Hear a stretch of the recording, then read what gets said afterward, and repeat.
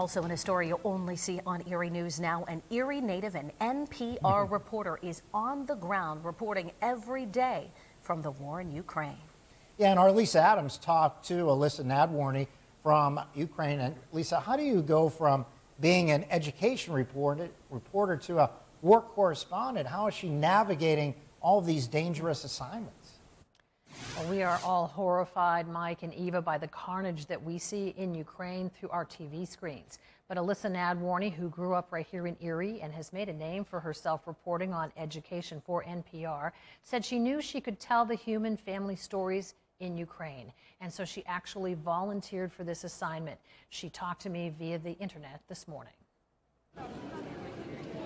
Reporting from Ukraine is clearly a mission for Erie native and NPR reporter Elissa Nadworny. How do you think it helps to be able to tell these stories? Well, I think it certainly feels very purposeful in terms of like the mission of reporting. Elissa and her NPR colleagues have been on the ground for 3 weeks. What they've seen is unforgettable. I think it's really, really hard. I mean, like I've cried almost every day. Yeah, once you see these things, you can kind of never unsee them. From a woman who survived the horrors in Bucha to deliver a new baby, to older women who chose not to flee. I think one thing that just makes a war feel real is kind of meeting people and coming into their lives, not just in a soundbite, but in a like way in which you're in their kitchen and they're making you sauerkraut and they're kind of telling you about what this means and who their family is and who they are. And so I've been trying to do a lot more of those. Nadworny experienced real fear traveling through armed checkpoints from Lviv to Kyiv.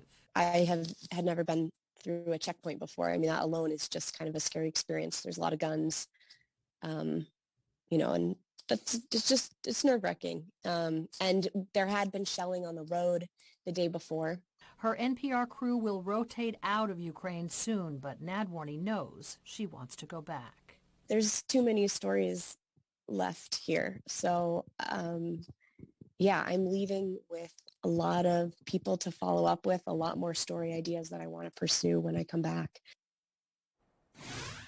Already talking about going back. She's not even home yet. The people Elissa meets tell her they do appreciate that Americans are paying attention to their plight.